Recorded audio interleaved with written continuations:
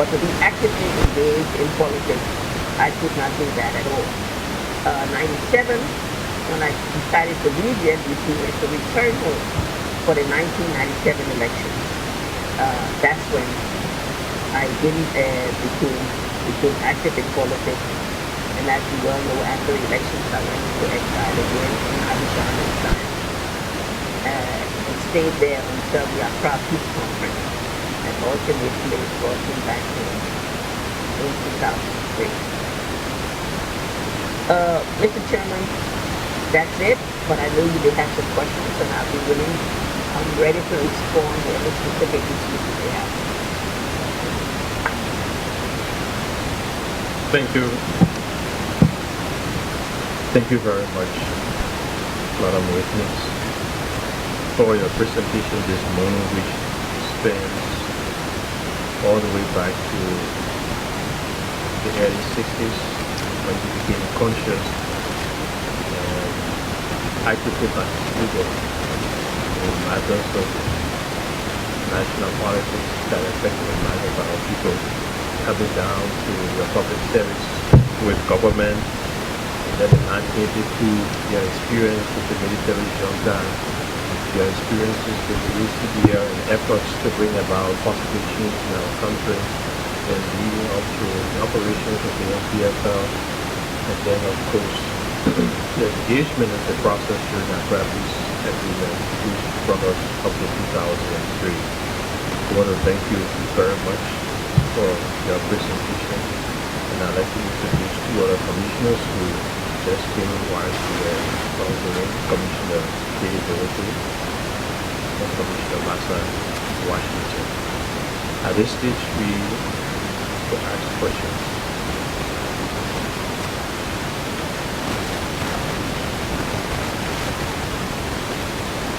Yeah, I think you can do this.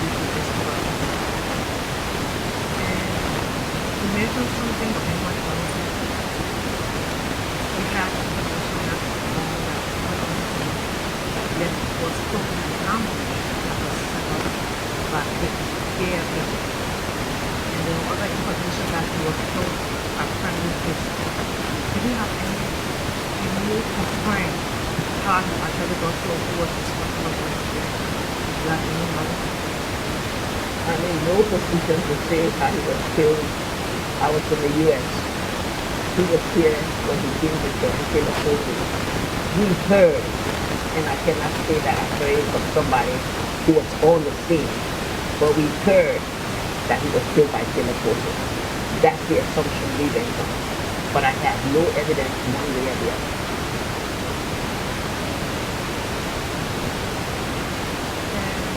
You did mention that at one point in time, maybe ACDL did some form of support for NPFL, and you were never part of NPFL. But besides NPFL, did you support any other warring faction? Absolutely not. I have not supported any warring faction, and there's not any one of them that can say that I support them. The NPFL, I told you, to the association with ACDL, and that's about it.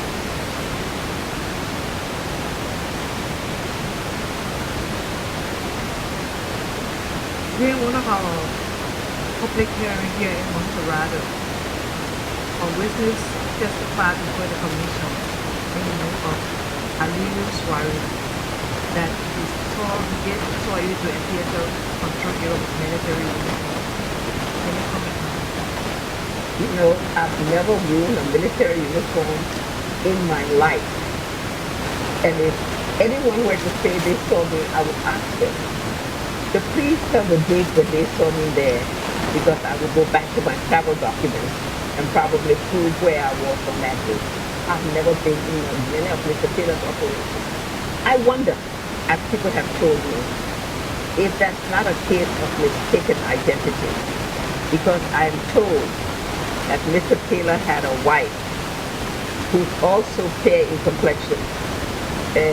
Agnes Reese, I believe is the name they called him, who went in the team with him all the time. So I'm not saying Mr. Suarez probably saw something and then suggested it may be a case of mistaken identity, because I never went in the team with him. The one time when I went and saw him in his operation is the one I told you about, across in Buto, across the border from Africa. Thank you very much. And in your opening statement, you made a statement about the unique position you are in as a Nigerian. That is in regard to your background in terms of your grandparents, some of them are native Nigerian, and your father and mother having this opportunity to be in the school. If you look in Nigerian country, and listen to other testimony, this is why in Nigeria. Initially it was this conflict native, and now it's become tribe. Before conflict period, there was tribe taking tribe. As a Nigerian and also what how can you work as Nigerian, how can you move forward beyond this divide and still hear the word? Or if you need it is not here, what can we actually do as a people? I hope that the work of the exhibition will provide us with some useful first steps to be able to confront and accept our past, which we cannot change no matter what we do. But to use the experience of that past to build on the future that will be changed. And I hope some of your recommendations will lead us to follow up like national conference in which we will deal with these issues frontally and be able to find a way forward.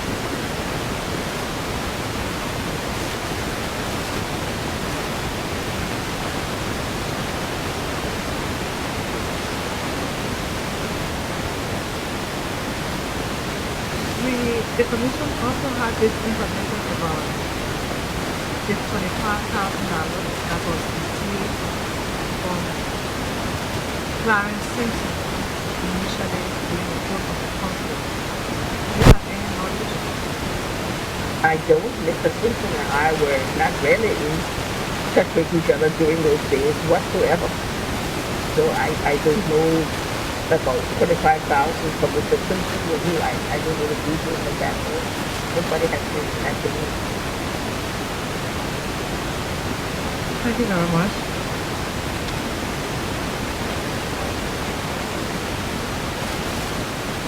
Thank you for that witness, calling the witness that I was statutory That's what I heard right demonstration. now. We gathered from your general testimony that you started advocacy for change as far back as 1955. And you also talked about the anti-identified by president. Do you have any prior notice about this? As I said, a few days before, I was told by police, and I called their names, Holder and Breeze and Robert Phillips, that people were trying to get in touch with them to help with transport. So in that respect, I knew. But to say I knew the details or was part of it, absolutely not. And I believe whatever assistance they were trying to get from those did not even materialize. You are meeting with Taylor in Paris. What was the conclusion The conclusion, or the outcome?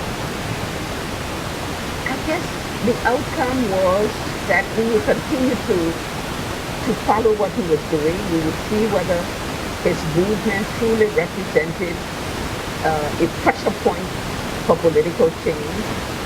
And in a way, he may say when the invasion started, that was the natural conclusion to that. But in between, the only knowledge we had, or I had, was, the communication from time to time with Tom Maria. The $10,000 that was given by ATBL, or it was given by you? It was given by ATBL. It was raised for many, many people. As I mentioned to you, there was a letter that was written by Harry Green to several people to raise this fund. It was raised by many. Many who were members of some who were members of ATBL, and many who were not. You say it was intended to see whether that you can reconcile. At that time, yes, at that time we had all this problem going on in Nimba County with the counter-action by Joe and people died. And the suggestion we had was that they needed some help to be able to come together, to hold together as a group. And so that was the 10,000. You say you met with Taylor and from our experience, even though the white house started a movement, but Taylor in and out was involved in. You come from Denny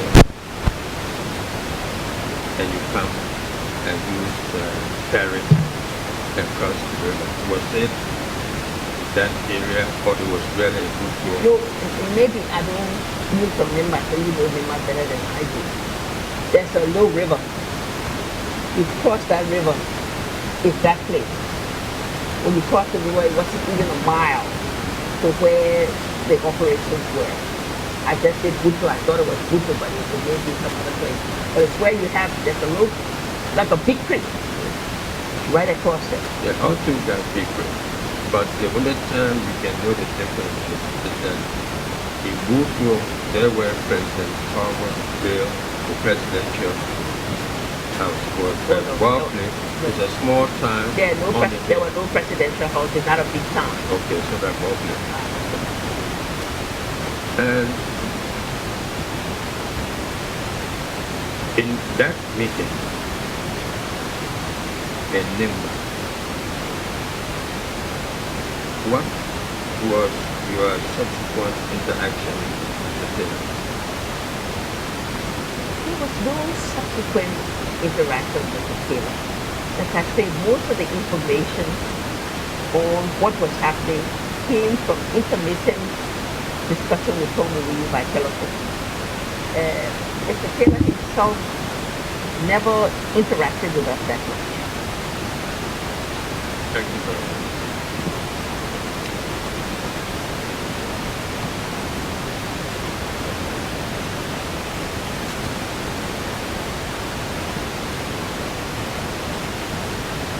Thank you, Madam Witness. We're deeply grateful for your testimony that you've given to us today. If you don't mind if I just add a few extra questions to my concern to understand the past. I would like to start with the period 1979 to 85. That was the period where we had the rice riot and the coup that took away the life of Liberia's president at the time, and the rule by the TRC, People Redemption Council. You did mention to us at that time that you were a member of the Brownell Commission, and that you were also a member of Colbert's cabinet, in the sense that you were indirectly acting at one point as the Minister of Finance. Is that correct? I misunderstood that. I was the Minister of Finance between August 79 and April 98. Okay. So, with that background, my first question is, were you ever a member of the TUI party? Never. never was a member of the Tea Party, never went to any of their meetings, and I can say was never required or asked by President Roberts to do so. Okay, then having the knowledge of the Brownell Commission behind you and being a member of the cabinet, seeing the delicacy of the situation at the time with the rice riots, etc., I was wondering, do you have any understanding that could help clarify for us what really brought about this coup of 1980? Because our testimony so far shows that it may not have been so transparent as to be the Dole-led group that brought this coup, that there may have been some other factors hidden in there. So we're just wondering if you have any knowledge or information that can help us to better clarify that incident in our history. The only thing I can say is that we were in an atmosphere of extreme political activism. That the economic situation of the country had changed. Commodity prices had gone down. We had oil prices that were consuming. We had just hosted the OAU, and we had a politically charged environment. The fact that the rice riots were handled in the manner in which it was, by adding repression rather than trying to open, as had been suggested by the Brownell Commission. The hardliners prevailed, and the hardliners were, let us jail all of those people, who were part of these riots, who are part of dissent, rather than reaching out to them and opening it. This is how come some of the movements, like Matthews, the Progressive People's Party, and all of that, and Major, and all of that, who were advocating for openness. I said, I think President Thomas himself was caught in his own commitment to openness and to change. But a system that he could not reconcile with that kept him back.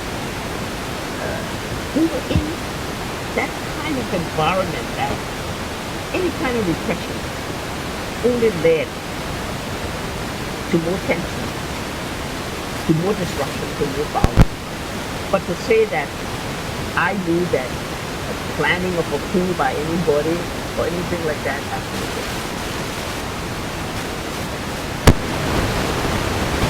And you mentioned that you were asked to serve at one period in the TRC government. Is that correct? After the coup? As president of the Liberian government. And when did you decide to leave that situation? And where did you go, what time, etc.? I decided when I spoke at the Booker Washington Institute commencement. And this was in, I believe it was in November of 1980. I may be wrong on the exact month, but I think it was November 1980. And in my speech, I talked about the rat trap story. And then the message I started to get was that the then Vice Chairman of the TRC was very upset with what I said and was going to quote unquote get me. As I said, what I did then was to get the World Bank, because I was going to come from the bank, to get the World Bank and say to the government that the funding was over and they were asking the government to return me to my position at the World Bank. And that's exactly what happened. That's why I left in December of 1980. Thank you. So then I would like to now shift my focus to the period of 85 to 91. So we assume that during that period from 1980 after you left up to 85, assignment or some other assignment not connected to Liberia? Well, 85, I was here. The period of jailing was between 85 and 86. From the 85 elections until 86, when we all came out of jail, and after 7 months after the freedom file, then I went back to Washington. The period of the of the World Bank, was a different period. It was that right after the coup. I went back to the World Bank in December 1980. I stayed there for 1 year. 1 year, and then I was recruited by Citibank, and I moved from the World Bank to Nairobi, where I was the vice president of Citicorp, and lived in Nairobi until 1985, when I came back here to help form the Nigeria. So then you talked about 2 arrests during the 85 period. You said the first one and the second one was linked to Kuampa directly with Kuampa's situation rather, where you were falsely accused in that case. Now could you I just want to clarify the first one again. So what was the reason and condition? Were you just a member of a party that was being organized and they didn't like the party, or they accused you, or was there something that brought about that arrest?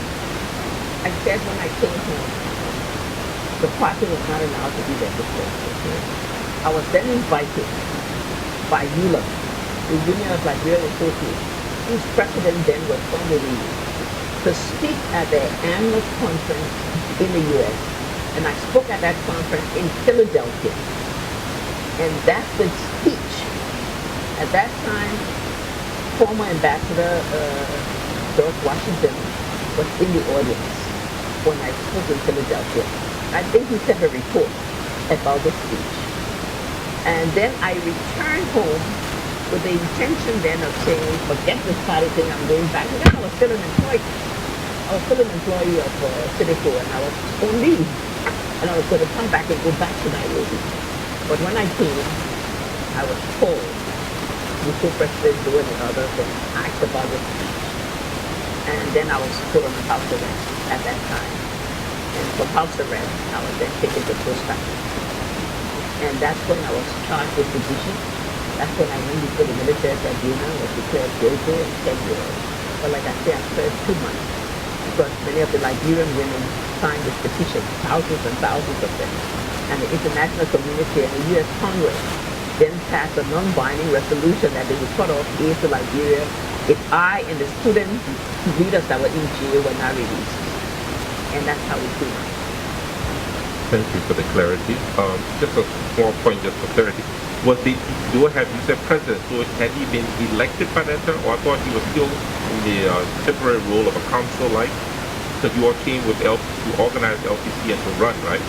So the election had not taken place, or it had taken place at that time? Oh, the election was the Kuampa thing. The election No, was not the over. Kuampa. I mean the first time, the one where they were accusing you based on a speech you had given in the office. That was the link to Kuampa, right? That was the military government. Okay, that was the military government. Okay. So then after that time you left and came back again, or you were still here when the second arrest took place? I was here Okay. because my passport was confiscated.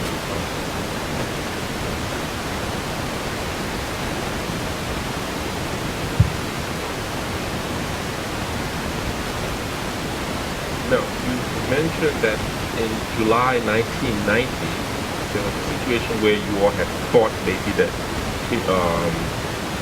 Taylor's group may have been victorious and there was some kind of celebration with champagne, etc. And because the reason I want to ask this particular question is because I hear that this was a delicate time where there was possibility of meetings to discuss what to do about the incident of Taylor and whether there could be some kind of interim group.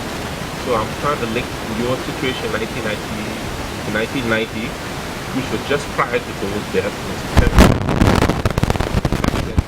Was there any linkage between what you all were doing at that time and your feelings towards NPFL's victory and compared to Sawyer's group, where I hear they were planning somehow a group to come in as an interim government?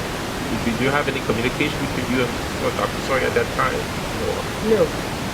I was in the U.S. in 1990. Reports say that there was a group in Freetown that was meeting, to try to mediate or to try to form. I was never a part of the Freetown group. I did not even know about the Freetown group. I was in the U.S. with the ACDL group. Now, Sawyer was a part of the ACDL group. And we were agitating, and we ultimately were a part that led to the Banjul meeting, because we were interacting with the ECOWAS leadership to try to get them to have this conference that would be the interim government. wasn't aware of what was going on. In your mind at that time, let's say from July now, because I think this was the last time you said you were positive towards Taylor's activity at home. Was there any hope that Taylor could have been involved in the interim government by the ACDL, or when did that real break come from your group that there was no way, no position for him in this new government, as compared to a possibility that he could have organized and been organized in the new interim government? I don't understand this dilemma. Let me say that again. I was in touch with Tohu by phone, trying to encourage them to come to Banjul, so that in Banjul there could have been a coming together of everybody in an interim government. Mr. Wu said to me on the phone, he says, ECOWAS is talking about a force, an ECOWAS force entering the country. We are trying to convince our people to come to Banjul. But if a military force enters the country, then we will consider that an act of war that will not participate in any meeting. We had hoped that there would not be this force until we all had a chance to go to Banjul. As I was entering the plane at Dulles Airport, I heard on the radio, ECOWAS had landed in Nigeria, and I called my good friend Clavner, my father, in Washington, and I said, I'm going to Banjul, but I'm afraid it will not be a full success, because I don't expect that Taylor to be participating. So let me get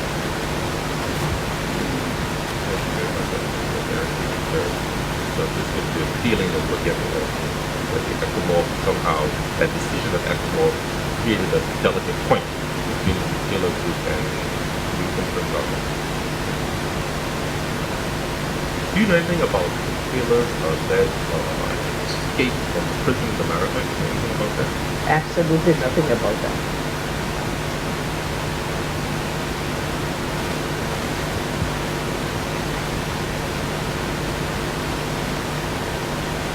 Now, let's look at the next period, what I call the period from 1991 to 97. This was a period for our history was very confusing. We had no real government on the ground. We had a whole bunch of transitional governments and people searching for a good solution.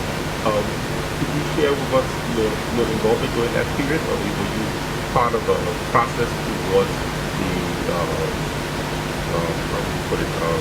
the Banjul, after the Banjul meeting? Did you follow in that process, or did you just return to work, or how were you working during that period of these various transitional searches, etc.? At the Banjul meeting, when the government was being formed, certain things happened there that led me to say I would not be a part of the interim government, and I would not be a part of the politics there. I left Banjul and went back to the U.S. Yes, I continue to follow the Taylor movement and whatnot, but the various interim governments that were formed, I was not a part of. I never went to any of the meetings that they held in all the various cities and whatnot under the auspices of ECOWAS. I was not a part of that. Between 91 and 92, I followed it, no doubt, but I had no part to play in it. In 92, I joined it.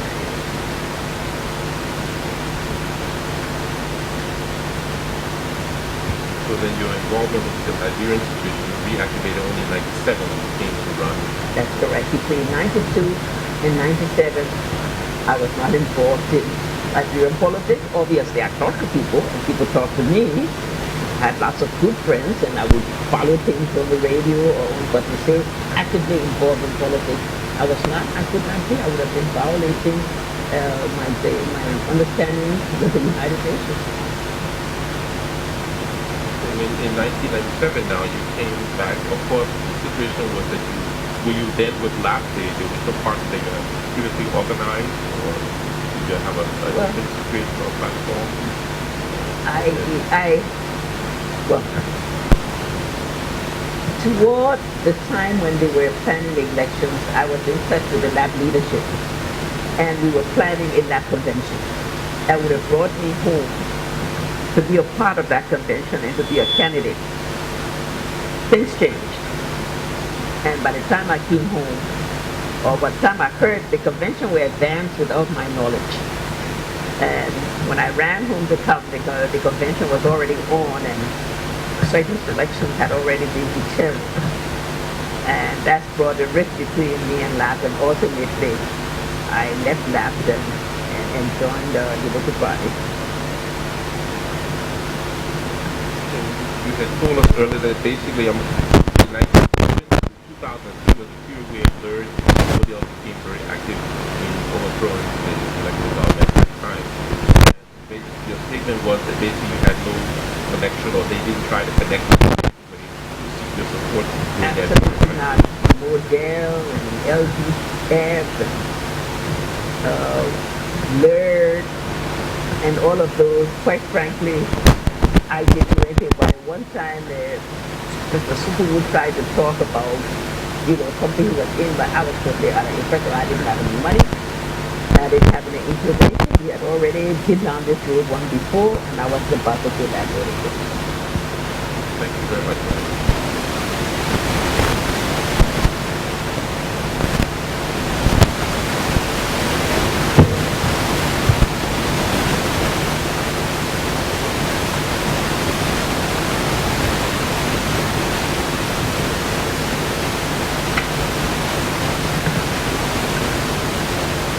Madam Witness, I'm Commissioner Pearl from Board. There have been certain allegations made against you. I see it's paper in my hand. But I believe people should be confronted by the accusers, but notwithstanding the fact, I will ask these questions at least so you can know, and you can still answer if yes or no you have. Answer few. But the late President Totman said in one of his victims that each generation of Nigerians pay the price of its own inheritance. The late President Talbot inherited the presidency of Liberia after serving 19 years as vice president. He inherited and paid the price of his life. He recounted the 1955 time era when he had just left school, and that's when your mind became open to what was happening around you. Surely that was the 1955 Totman was not that big. So Totman sold that wing in 1955, and Talbot inherited the whirlwind in 1980. 25 years later, he died. And in 1980, Samuel K. Doe tried to replicate Totman and exceeded him, in fact. And according to my perception, I feel that reverted the Nigerian civil disaster with Charles Taylor coming on to have a coup. You talk about your imprisonment 2 times. The first time, you said you were jailed for sedition for 2 months. How can you tell us how were you treated in jail? What was the situation there, the 2 months? How were you treated and other prisoners? Were you put by yourself, or how were you treated? You just said it. Can you tell us? I was a prisoner. I was in a cell with the Tia Masoli, who was one of the universities. There were a lot of university students that were there, and I say one of those countries. She and I shared a cell. We were in solitary confinement. You know what that means? It was 1 meal of rice, 8 times dry rice a day. You know, the sanitary conditions are tough. And I was here, in African jail. So, I was treated like any other prisoner. Why? Because, we say we have to look at our better past or better future. So, Were you, did relatives come to see you? How often? Did they send you food? Or were you able to get communications while you were in jail? In solitary confinement, you could not get any visitors. And you get through once a day, get your meal once a day. Standard procedure. The only fear we had was in the night if somebody come and do bad things to you. But thank God that didn't happen. Thank you, yes, because at least to clarify that, because we had rumors also that bad things did happen. So you can, like in this now, you have to clear that up. You said that attempts were made for you to renounce and leave, but you did not leave. Can you tell us who were persuading you to renounce and leave? Well, I've been good friends of the government. People like the late John Rankin, others are trying to talk to the family to say, when you think you come out of jail, let us just go back to Nairobi, and leave this politics alone, and everything will be all right. Of course, my family know how hard I am. So they took me negotiate for me. When I came out, I decided, now that I've paid the price, we were going to this campaign and we're gonna go for this election. So I stayed in Texas. Okay, you talk about the second time you were jailed, the second time, I guess that was 1985, was the second time you were in jail? 85? That's correct. Okay. After the student for identity. Alright. There's some rumors and I want to please clarify that. Okay, you were taken to Chaplain, you said, and you said you were taken to Central Prison for 7 months. The rumor that attempt was made for you to break jail, and you were able to flee the country with the help of friends while Joe was out of the country attending an OAU meeting. And they say that they took you out of, because these are rumors, all those stories they clarify, they took you out of jail and they carried you to Buchanan, and some crown people took you out, and that's how you were able to escape. Is that correct? Absolutely false. I stayed in prison, like so many others, at the Central Prison, until there was amnesty for everybody. After the amnesty, I left the prison, I drove out, I immediately went to the Unity. I drove on the street of Arabia. I went to Unity Party headquarters. We had a big rally there. I have photographs of those rallies and whatnot. Between then and the time I escaped, like I say, I was under surveillance and slept in different places every night and was able to escape to a good friend early morning, drove to Buchanan. A plane was there, nobody knew, there was nobody in Buchanan. All of this story about people helping me and people dying and being killed for me, absolutely false. Nobody on that field at 5 o'clock in the morning, except the pilot, the friend who took me out, and we flew from there and went over to the Ivory Coast. And from the Ivory Coast, I left the rest of it. Thank you for clarifying that. And in fact, then let me go with some of these other statements here. This Commissioner Sila asked you about Clarence Simpson $25,000. It said here that you gave $50,000 US to NPFL through Allen Brown Sr., who was running an insurance company in Abidjan. And the source of this is from OU open letter to Ellen Johnson. Is that correct? That is false. I think Mr. Brown is in town right now. I wish you all would call him in and ask him that question. Because Mr. Allen Brown, I was not even in touch with him at all. In those years, he had already left Liberia. He was running his business in Cote d'Ivoire. I was not in touch with him or his children. Absolutely false. Like I said, I understand. I haven't seen him. I understand he's in town. All right. They also says here that you contributed $150,000 to the NPFL fighting men, and that was delivered to Dew Mason, Etterbury Cooper, and Emmanuel Shaw for NPFL. Is that correct? Commissioner, that's rubbish. all of those things you mentioned are people who are not dead, they are living. You can easily ask them, 150,000. If the bank kept record, I would say you could look at all my bank accounts going way back 20 years, and you would not find at any one time that I had $150,000. After the judge.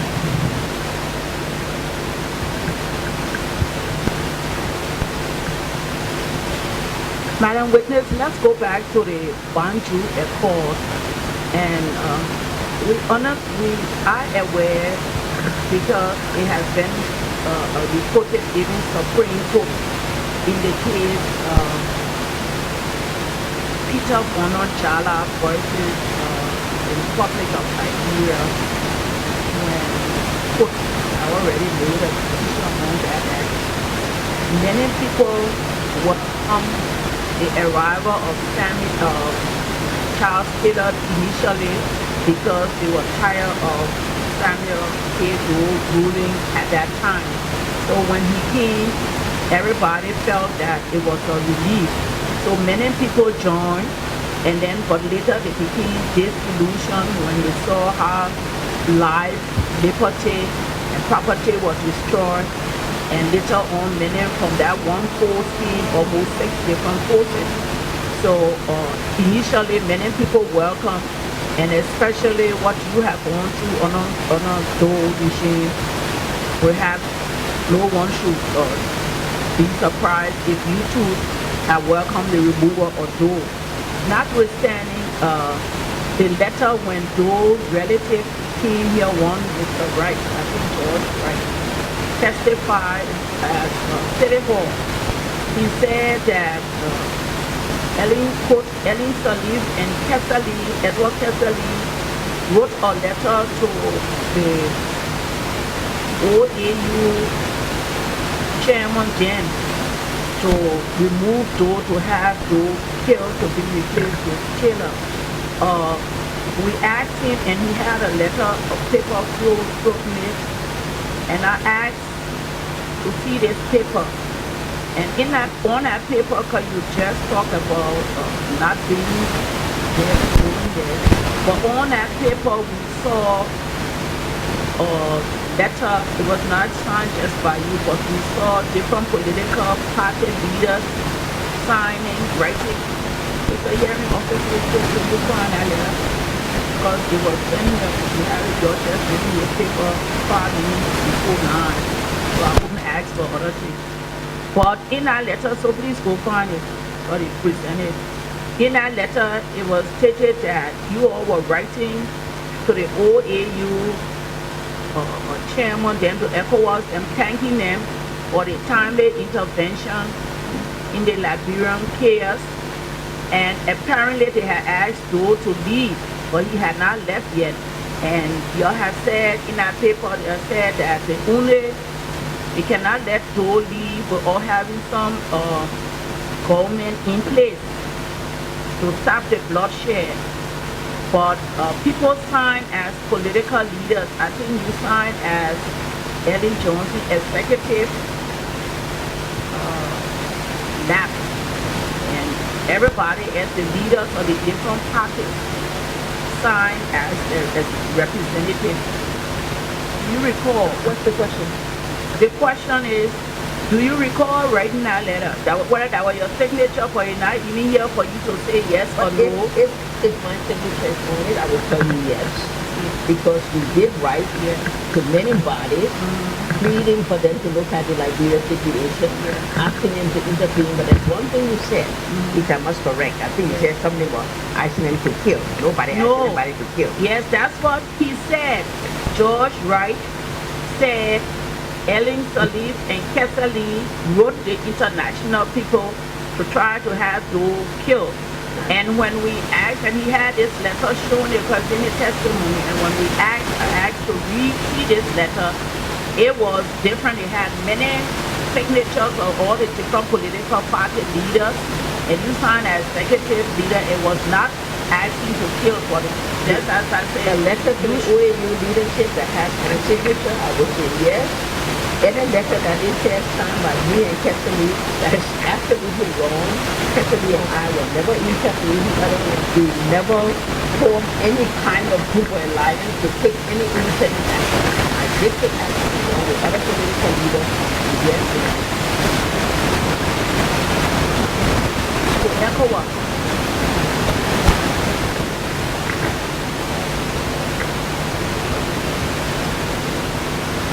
Mr. Julio. That's what we're saying. I'm trying to clarify that because in his testimony, because all testimony are live and recorded, and I wanted to get that clarification because that's what he said and was shown in the letter, just the letter. But when I took the letter and read it, and I read it now over, it didn't state that, but I saw that. I still need to read one something with the that's all the questions for now. I may come back if there's anything that's left off.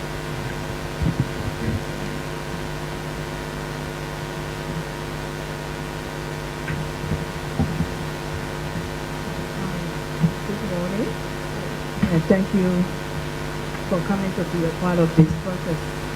I don't have any questions to ask for now because the document before us stated things that were said by other people, but we did not receive those documents. We only received this paper. And so I'm sure Commissioner Booth and Commissioner Silla touched on some of them, and they were all false, like he said. He said it was rubbish. And so I would like to be able to be more informed as to some of these accusations before I can ask the question.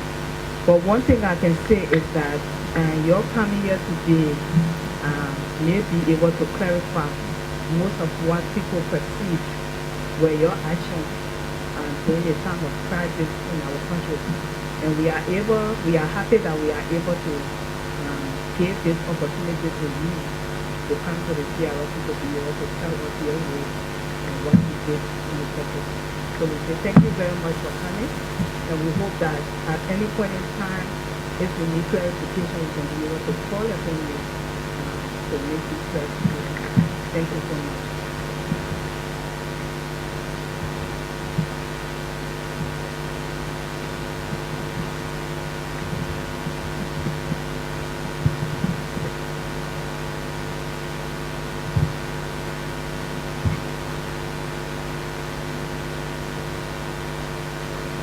Good morning, Madam Vice. Good point. Thank you very much for coming. I also apologize for walking in a little late. We didn't sleep last night. The armed robbers were in my fence, so we stayed up all night. And now I get it right myself here.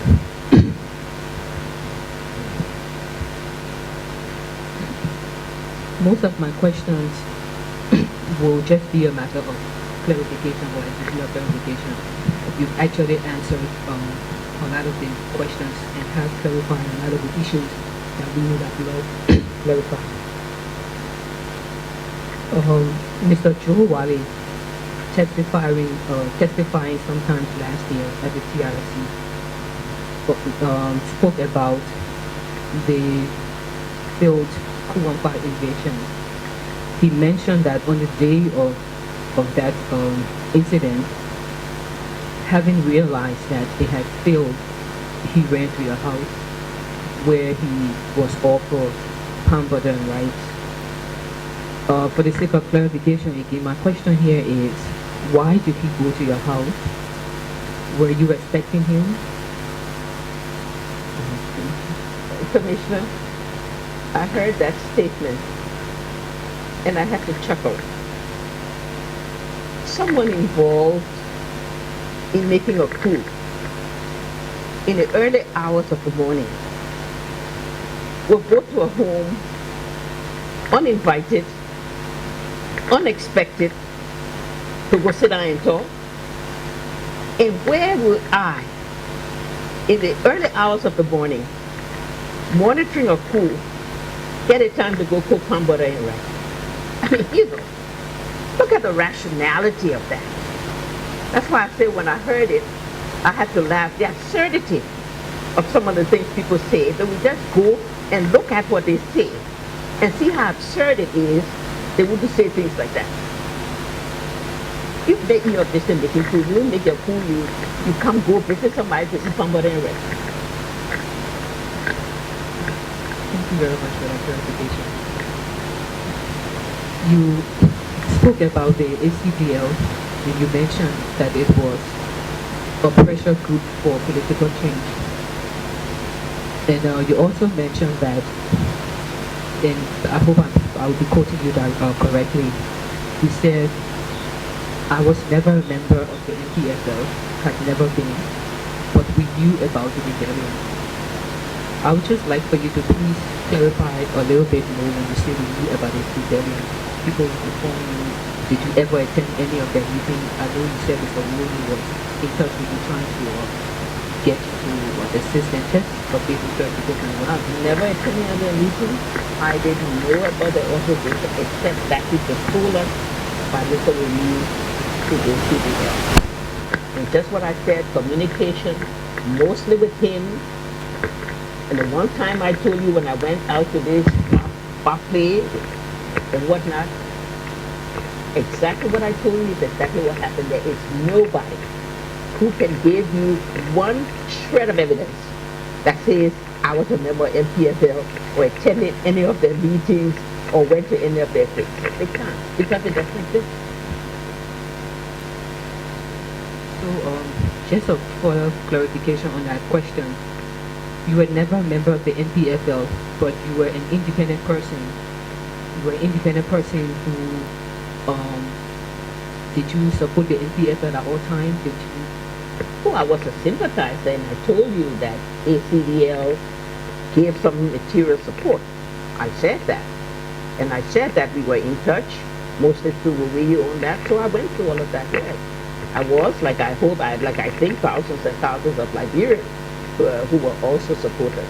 That didn't make me a member. Thank you. You mentioned going into Berkeley at a point in time to meet with Mr. Taylor, but I wasn't too clear on, excuse me, the line of discussion with Mr. Taylor. You also mentioned that following that meeting and what you saw, you were convinced that the way they were going was not the right way. What did you see to convince you that definitely it was the way Mr. Taylor was going was definitely not the right way? Well, as I said, I entered the place, there were a lot of young people, red-eyed young people, clearly drugged or hungry, whatever.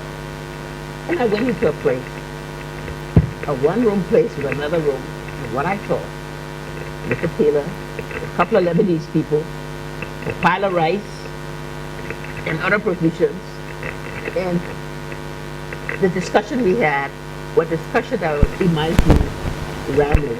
So ramblings about Rudolph Grimes and Emma Shannon and all these things, and Moja people are the bad people, and Marcus Martin. You know, it was all not like somebody who had a clear vision of what they wanted to do. And so, like I said, I left her impressed. We still follow the movement because I told you this was in May 1990. We still follow the movement, still trying to be, you know, a sympathizer, but the deterioration kept coming, and our own confidence in what had been some expectations diminished over time until we finally disassociated. The young people you saw at the time, did they fit the definition for child soldiers that they minors? No, I did not see any child soldiers. I saw people that were, I'm sure, over 20 years old, so, but I didn't know their ages, and I didn't know any of them. Now, you went in there, at the time, a lot of people would have considered dangerous. If you took a lot of risks, were you afraid at any time for your life? I mean, if there was no law and order. I've never been afraid for my life. I've been in many other occasions like that. That people might consider dangerous. That's me.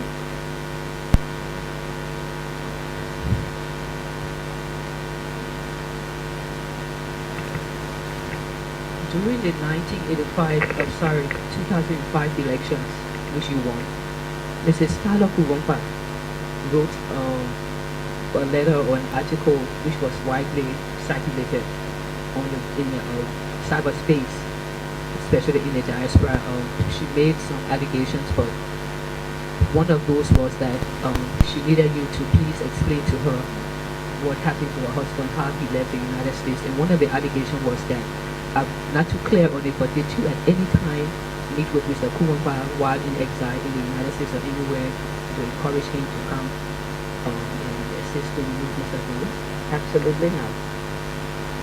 And I have no reason why Mrs. Kurumpa would write something like that. Let me also say, because you haven't brought it up, but we may, that I also have a copy and had a copy of the so-called open letter from Mr. Tongu Wiyu. That letter is full of lies. And as people may know, I wanted to see Mr. Wiyu for him to bring it to court. And I was persuaded with him asking people to persuade me not to do that.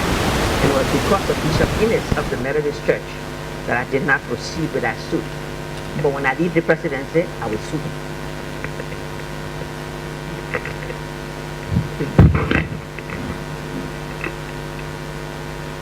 Back to the 1980 coup, you stated that you were a Minister of Finance from August 1979 to the coup of April 1980. You were one of those ministers, who were spared, even though later on you went to jail several times. What was your relationship with Mr. Doe during the time of the coup and in the earlier days before you ran into trouble with him? I was spared, as I said, and so I was called in several times in the early hours of the coup to ask questions about financial matters, etc. I then served at the Nigerian Development Bank. That did not put me in touch with him too much, but I was there and could be called upon at any time. And I stayed in that position, like I say, with some difficulty, with people looking at all from the old order who should not be in this government, blah, blah, blah, until finally I left. But even when I left and went to my new assignment, I came home several times. And every time I came home, I must say, Mr. Doe would grant me an order. And I would go and we would talk. And there were times when I said to him, this thing is not going right. You need to do something. Well, we had a difference of opinion as to whether it was going right or not going right. And ultimately, it got to the place where I said, it's not working for you. And then we began to take him on the basis that the change we all had expected. We all had taken all kinds of criticism for supporting a government that overthrew the government we were in. But we felt it was necessary to give support because change had been too long denied and delayed. But it didn't work. And ultimately, we had to start another round of challenging that status quo because it was not providing the kind of change that we all had fought for.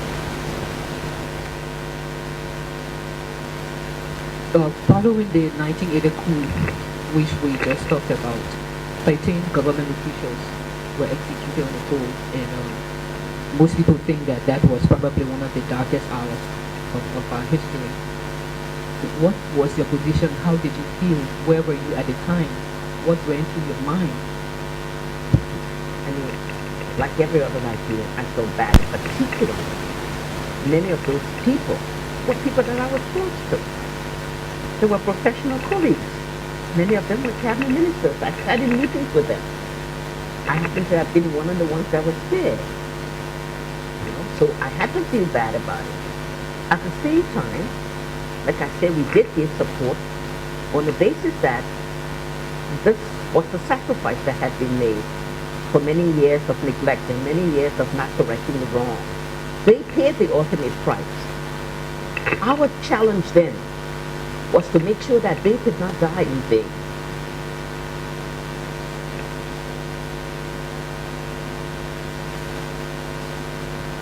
In years after, years after that perception, do you feel did it die in vain?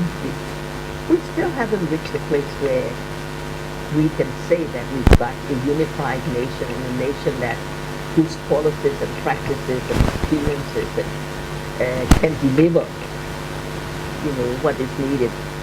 We're trying to see this as a phase of transformation. I hope this government can start the process. We may not end it, we may not achieve all that we set to do, but I hope that this, including your own work, will add to what can be done to start that process of irreversible change. And if there's anything, if there's anything that I need to apologize for to this nation, it's really to apologize for being fooled by Mr. Taylor and giving any kind of support to him, because we really thought that the kinds of utterance somebody who had headed the association, of Liberians in the States and had advocated for change, had been on the streets of New York demonstrating against the Toba regime and saying it's time that we introduce things. We really thought that this was going to start the process of change. As a matter of fact, it introduced in our society more violence, more destruction, more degradation, more impoverishment. So that anything I need to apologize for is for the little amount of support that we gave him. I do apologize to the nation for that, because I feel in my conscience, I feel it every day. What would have happened, if he had not been on the scene? I don't know what would have happened. None of us can, look back and really predict where would have been today. But for any part we play in that, I think I am sorry, and we apologize.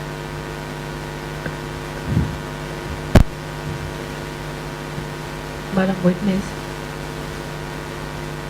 do you think, or should those that have committed war crimes hold public office?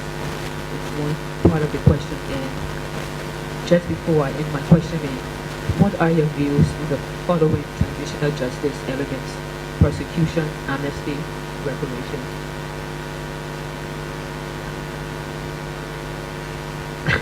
The first part of the question: people hold public office by the wishes of the people. That's not for me to judge. I accept the people's will.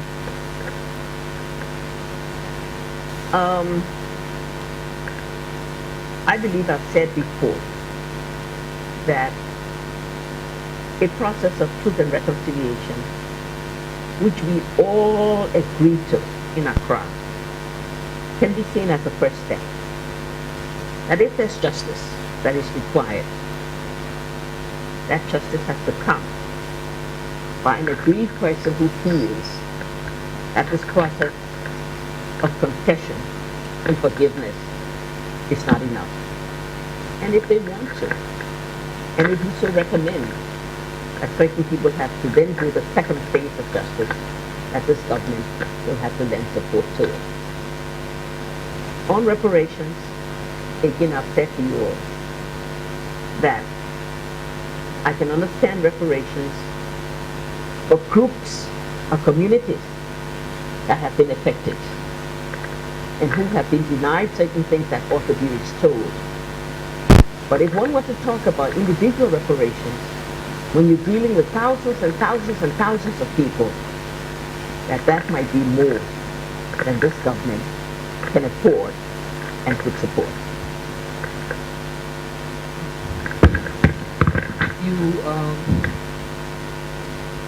You are one of those who have survived the political turbulence of your time.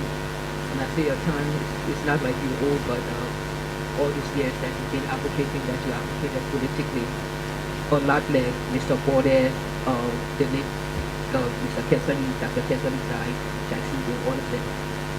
Do you feel, an enormous burden to set things right, to do things right, so that you leave a legacy, so that the younger generation can look back and say, well, the struggle, but they did something, they left something with us. Do you feel that overwhelming burden to really, really get Yes, I do. I do. One last question. You were incarcerated following the November aborted invasion in 1985, and you had quite an experience in prison. And you made a request to the Red Cross. You asked whether you could get the Red Cross to put some screens, mosquito screens to the windows because your arms were, you were bitten by mosquitoes and other prisoners who were there, you were political prisoners. You were not a criminal per se. Did you ever get that wish? Was the Red Cross ever able to go and put some screens in, whether while you were there or after you left? And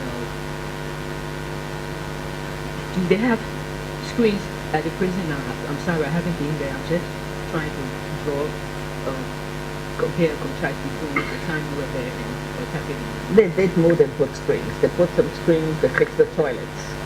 And so that made things a little bit easier for all of us. You may not have been, but I go to the prison regularly. I've been an inmate, so I know what it is. I was just there some time ago. You will see a new wing there for the women. And every now and then when I go in there and find those who have been charged or have not been charged and are in prison for long periods for small things, that I bring the justice minister with me and we make sure that they get them released. Do you feel a connection somehow, whether spiritually or so, to that environment since you have also suffered? I don't know about spiritually, but I do feel that we ought to be mindful of people that go to prison. Sometimes they go to prison for things they should not be there for. And that we have a responsibility as a government and as a people to ensure that their dignity is preserved. We don't do everything we should do for them. I'll be the first to admit it. But we've tried to make it better and we'll continue to do so. Thank you very much.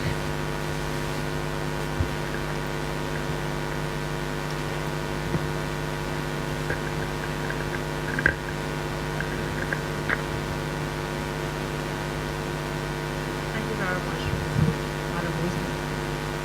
You say you're a member of the Brown Commission and your wife produced a report.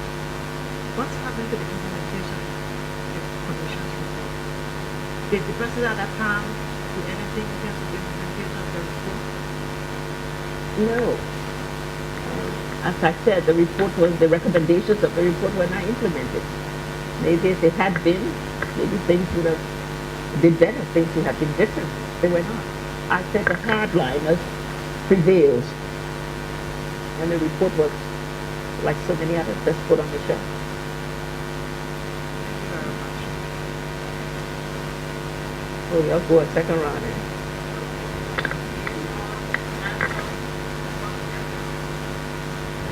Sorry, Madam Witness. Just one last thought. I'm concerned, that during this period of 1991 to 1997, where had things been different for Liberia, we would have saved ourselves a lot of damage for the nation as a whole. Most of the electricity and everything came during this kind of time. And I just got to understand that you had some link with the UN. I was wondering, do you have any reason to understand, or do you know why the UN didn't take up Liberia's cause at that time, when in the next period, 97 to 203, they ended up taking it up and bringing us a lot of hope? So was there any reason why that period from 1991 to 97 was not considered a period of interest in the UN for Liberia? Do you have any knowledge? No, because I think there were more toward African countries taking on the responsibility, for African issues. And as you know, ECOMOG was the first intervening force here in the 1990s. And so, ECOWAS was leading the political mediation, just as ECOMOG was doing the military intervention. And so the UN stepped back and waited. It wasn't until later on that ECOWAS itself invited the UN to join, or that they joined in.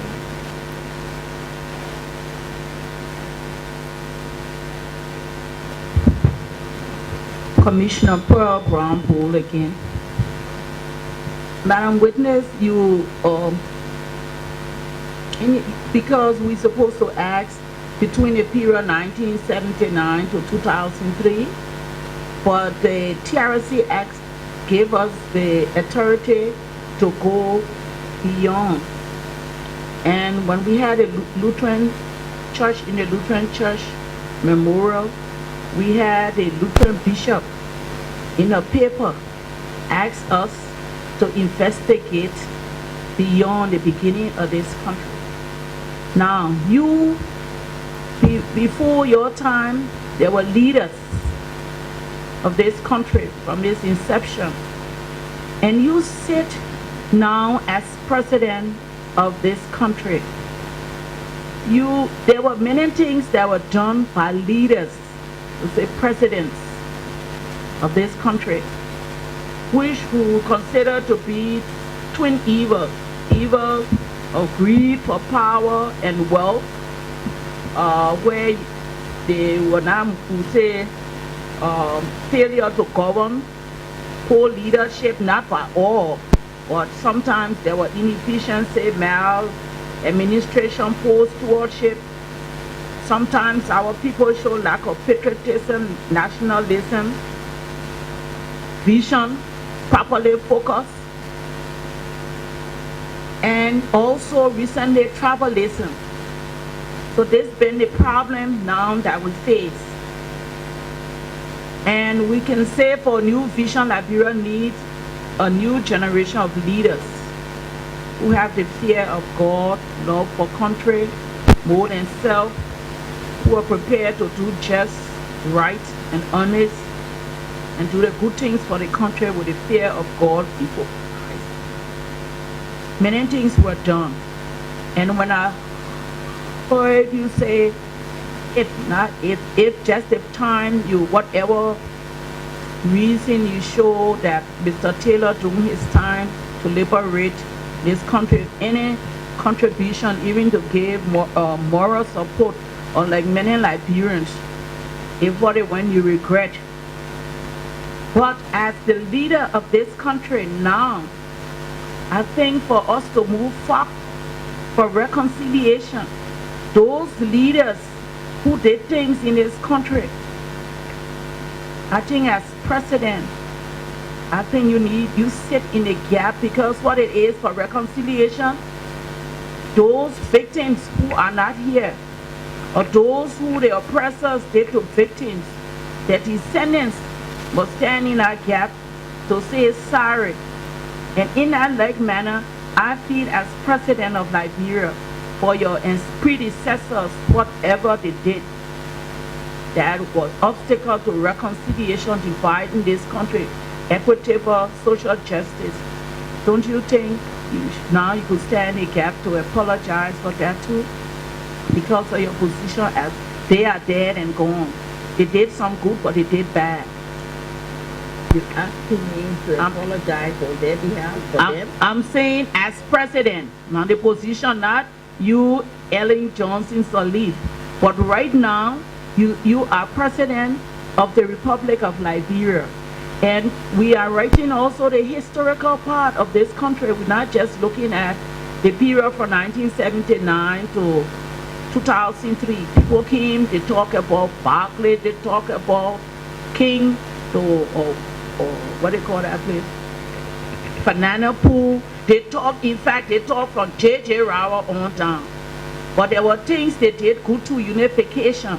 So, as president of the country, sitting in a gap for them, who history judged, and history already judged, but for us, for this sorry to say forgiveness, to ask the country for unification, do you think you as president of Liberia, standing in the gap for them, because like what have been done, many of the victims are dead, but their survivors still live on. Question I just asked. I'm not sure, Commissioner, what you're asking me to do.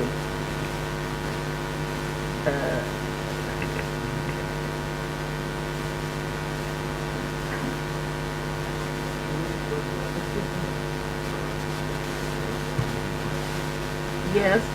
I will clarify in one sentence. You say this what the national conference will do. We don't know for the future.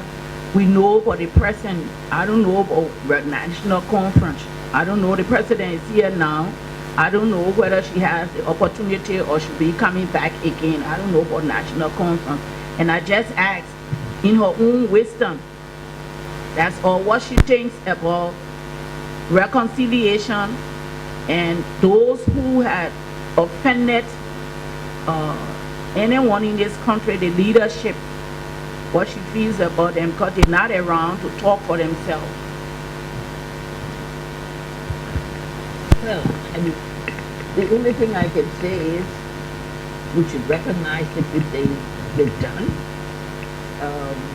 And in those cases where they have been a part of wrongs, we can say yes. We think if they were here, that they would express apology, they would express sorrow, and one can do it on their behalf. If that's what you say, then I fully agree with that. That's what I'm saying, Madam Witness and Madam President of Liberia. The next question, you talk about that when you were in jail, many they were forced to take you out the door regime because there were petitions from many quarters, nationally, domestically, and especially women of Liberia, that at least you gave recognition to the women of Liberia that they too helped in your release, that it was just not national, international. There are some prominent women, and we're trying to see the connection with Grace Minor, and what do you call it? Vile Tate. It's Vile Tate and Grace Minor. So your connection, I do know those two ladies' names also wrote for your comment and release too. Can you tell us your relationship with them in the past and when it started? If you know, do you recall any relationship with Mrs. Grace Minor and Vile Tate? Oh yes, those were strong LAP members. They were strong partisans, and we all worked together in our politics with the Liberia Action Party. Of course, as people know, Grace Minor also was very closely associated with Mr. Taylor, and she worked with him. And Vile Tate is the mother of Winnie Captain, who was also very closely associated with the Taylor regime. And so, but they and I used to be good friends in the past. When they decided, after we decided that we were going to disassociate and move away from this Taylor thing, and they stayed, there became a gap. And so, for a long period of time, even until today, they and myself, ceased to be good friends. But we used to be friends in the past, and we all worked for LAP. Yes, thank you for giving that clarification for those who feel that didn't know about past association with Grace Minor and Vile Tate, and assume that your relationship with these two ladies brought about because of the connection with Charles Taylor.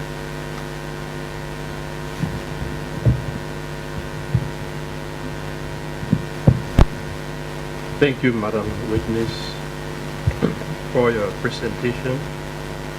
You prefaced your presentation with some reflections, which I think were very insightful, and which led me to reflect also on the past, going back to the early 70s, and then 1969, you made a statement. You said that people have fears for your own security and you have to leave the country. Could you say a little bit about that statement that you made? It was a development conference held at the University of Liberia, talking about economic policy development agenda. And I said in that statement, representing the then Department of Treasury, that we were not doing enough to respond to the needs of the people. That poverty remained an issue. The resources of the country was not being directed and allocated in such a manner as to have balanced development, that we needed to rethink the policies of the government. And in a way, I question, even though I was part of the government, even though I was a junior official, but we questioned whether our policies under the Tupman administration then did enough to respond to the needs of the people. So it was essentially that. You also said, and I think maybe the statement at CRA, that in a way you predicted the 1980 coup. That is correct. Again, that statement was even more profound than the 69 statement, because I went over why I considered that we were not moving in the right direction, that a small elitist group was co-opting the resources of the country. And I said also, if we didn't open up and allow more participation and better allocation of resources, that we would face a catastrophe in this country. I didn't know when, and I didn't say when, but that we could expect it. It changed when I introduced. That's why I said, in a way, I predicted it. I'll be happy to give you a copy of that book. I think we'll be happy to receive a copy. There are so many theories about how, when, who really staged the 1980 coup. And as a commission, we gathered so many versions of what transpired and what could have happened even if 1980 April 12th did not occur. It was possible there could have been another coup in Benton and all of that. It's been a little more than 30 years. Do you have any reflections, any thoughts on that? People, even how it happened, we even heard, like you said, there were hardliners within the Tree Party itself who were in a lot of ways opposed to the kind of change that the president had opted for. Are there any thoughts or reflections on the coup, how it happened, why it happened, any theories? As I said, we lived in an environment that was very politicized, radicalized. And this was happening in the mid-1970s. It was moving in that direction. Whereas before people were dormant, inactive, uninformed. We had lots of young people exposed to knowledge, intelligence, experiences, the demonstration effect of what was happening in other countries. Student activism was then part of what was the environmental conditions. And so it behooved any government with that kind of evolutionary change to open and to give stakeholders more space in the society. Well, we still had our very benevolent dictatorship arrangement. And so they were being challenged. Like I say, challenged by the boycott group, challenged by the Progressive Alliance group, etc. When the 79 race riots came, that was a spillover, a demonstration, an explosion that told to the underlying tensions in the society. A proper response would have been some of the recommendations of the Brown-Hill Commission. But that did not take place. And so, more repression, more control, against those perceived to be the enemies of the state, so to speak. And that doesn't solve the problem, and it didn't solve the problem. And so what it did was to set in frame the kinds of things that happened that led to the April 1982. And as I said, the president himself, I think, this country was developing under Mr. Thorpe. I think he was one of the more development-minded presidents that there was, and one who really believed in opening, in ballot development, etc. But he was part of a system whose rigidities he was unable to break. And so he got caught in it, and he paid the ultimate price for that. So the hardliners felt, all these young people who are challenging the status quo, we can just suppress them and we can just get them, and that would solve the problem. And so the build-up in militarism, serious militarism, also started at that time. So my only reflection on that is, I said that we did not maybe learn the lessons of other regions of the world, and the need to respond to challenges in the status quo by involving people. I hope we can all remember that, and in what we do today, try our best to avoid repeating the mistakes of the past.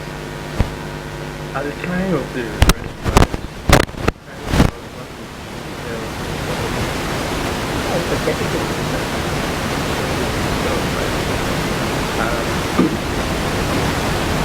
there were people at the time who felt the president was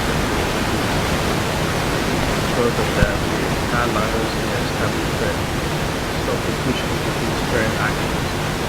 And for most of those who were detained at the time, prior to the coup, they were there in conditions that a plain execution was in place for them. And that's what they become a really terrible coup. In your position as a junior minister of government, did that ever surface the government cycles? Did you ever hear that those guys were in prison prior to the 1980 coup for about 2 years? I never heard that.